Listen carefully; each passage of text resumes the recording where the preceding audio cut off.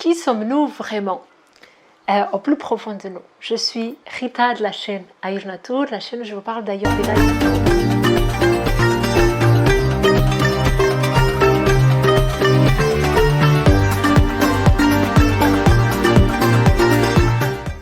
Et on a commencé depuis quelques semaines, une séquence où on va essayer de se d'identifier et de comprendre qui nous sommes réellement à travers cette connaissance qui est védique. Donc on a déjà vu que nous ne sommes pas notre corps, que nous ne sommes pas nos organes de sens et que nous ne sommes pas notre mental oscillant. Donc qui sommes-nous vraiment? Donc aujourd'hui on va parler d'une couche supplémentaire. On va encore rester dans le mental comme dans la vidéo précédente, mais on va voir un autre niveau de mental. Donc cette vidéo, elle part de cette séquence de vidéos. On part de l'expression de la Charaka Samhita qui dit que la vie de l'être humain, enfin tous les organismes vivants, ils existent parce qu'il y a l'union de notre corps physique, de nos organes de sens, de notre mental et de notre âme. Donc on a vu ça couche par couche et on est dans la vidéo précédente, on a vu Manas, mais le mental, mais c'est le mental oscillant. Aujourd'hui, je voudrais vous parler d'un niveau un peu plus supérieur du mental. Parce que je vous ai parlé dans la vidéo précédente de ce mental qui est oscillant. Ce mental que, par le biais qu'on a, il va nous faire avoir certaines réactions. On va se mettre en colère, on va être plus triste, voilà. On va osciller avec ce mental. On a expliqué pourquoi. Mais il y a un autre niveau du mental qui est ce qu'on appelle le buddhi.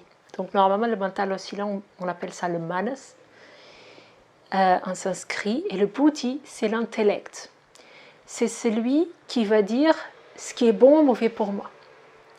Donc quand on arrive à avoir un mental qui est très calme, qui est très stable, on a un bon discernement. Parce que le buddhi, il va dire les choses qui sont bonnes, les choses qui ne sont pas bonnes. Quand on a un mental qui est éparpillé, buddhi, il va donner une réponse qui est erronée. Donc ça, c'est selon l'Ayurveda, c'est la première cause des maladies, prajnaparada. Donc c'est comprendre une information qui est tordue de la réalité et du coup donner une réponse qui est erronée et ça va créer de la souffrance. Par exemple, je sais que le lactose, il me fait du mal. Mais du coup, je suis chez des amis et on m'a préparé un gâteau. Et du coup, je vais prendre ce gâteau même s'il y a du lactose. Je sais consciemment que ça va me faire souffrir, mais sur le moment, j'opte par le plaisir momentané, même si, dans un deuxième temps, je sais que ça va me faire souffrir. Donc ça, c'est une erreur de buddhi. C'est une erreur de discernement. Donc le buddhi, c'est ce niveau un peu supérieur du mental qui va nous permettre de prendre des décisions. Plus on est calme, plus on a utilisé des techniques de yoga ou d'autres pour apprendre à maîtriser et à calmer et à équilibrer ce mental, plus notre buddhi, il va avoir des réponses qui sont assertives et qui sont adaptées à nos besoins. Mais parfois, il ne le fait pas. D'ailleurs, au quotidien, il ne le fait pas si on est éparpillé ailleurs et notre société, elle fait que on est toujours avec notre attention prise ailleurs et on est très peu à l'écoute de nous. Donc forcément, on a beaucoup de problèmes qui sont dérivés de ce problème prajnaparada, donc cette erreur d'intellect qui nous fait faire des choix qui sont négatifs pour nous en fait, qui vont nous mettre dans un état de santé qui est moins bon. Pourquoi je vous parle de ça dans cette vidéo? Parce qu'on parle des différentes couches d'identification. Et en fait, quand on développe une certaine capacité à maîtriser notre mental, par exemple à travers le yoga, à travers une voie qui est la voie du contrôle, en fait, le yoga utilise beaucoup de techniques de contrôle, on a compris un petit peu comment maîtriser les oscillations du mental. Et donc quand on a atteint une certaine maîtrise de ces oscillations, on a notre ego qui prend un petit peu d'ampleur et on passe à une autre phase. Donc on ne s'identifie plus à ces oscillations parce qu'on les a observées, on a compris qu'on n'ait pas ces oscillations. Mais par contre, on s'identifie à celui qui sait. Celui qui sait, celui qui décide, celui qui choisit, c'est Bodhi. Ce niveau de mental qui est un peu plus supérieur. Donc il y a beaucoup de gourous qui sont coincés à ce niveau-là, coincés entre guillemets. Parce que du coup, ils ont atteint une certaine voie, une certaine discipline, une certaine maîtrise de soi. Et ils ont initié d'autres personnes à faire de la méditation, etc. Et très bien, parce que c'est toujours très utile. Mais du coup, ils se sont identifiés à ce Bodhi. Et parce qu'ils croient qu'ils savent mieux que les autres. Et du coup, c'est dommage, parce qu'ils ne peuvent pas continuer à évoluer. Et le fait de s'identifier à ce Bodhi, ça finit par créer des souffrances. Parce que quand on s'identifie à ce Bodhi,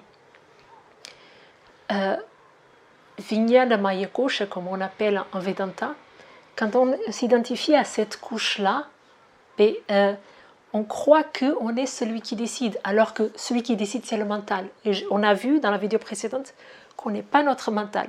Et si on n'est pas notre mental aussi là, on n'est pas non plus le mental qui décide. Parce que ce n'est pas moi qui décide, c'est le mental. On va voir qui je suis vraiment, et on va voir dans 2 vidéos. Donc, moi, je suis normalement celui qui observe. Si je peux observer que j'ai pris une décision, je ne suis pas cette décision. Je ne peux pas être celui qui décide parce que je peux observer que j'ai décidé. Donc, par exemple, dans l'exemple de tout à l'heure, je vais chez les amis, il m'est proposé un gâteau avec lactose. J'ai décidé de le prendre ou pas. Et j'ai pu observer que j'ai décidé ça. À partir du moment que j'observe cette décision, je ne peux pas être celui qui décide. Parce que moi, je suis vraiment qui je suis l'observateur. Je vous annonce déjà, c'était le secret que je gardais pour la dernière vidéo. Mais ça, c'est qui je suis. Mon atma, c'est l'observateur. Donc, à partir du moment que je peux observer ces décisions-là, je ne suis pas ça.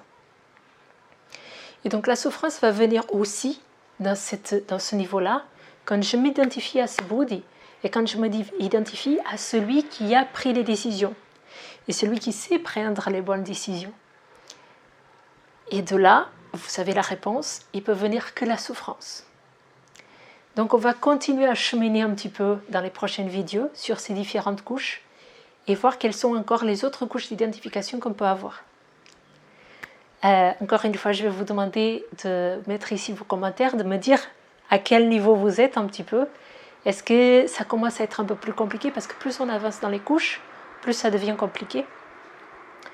À comprendre et intégrer, il y a l'observer parce que justement on est identifié.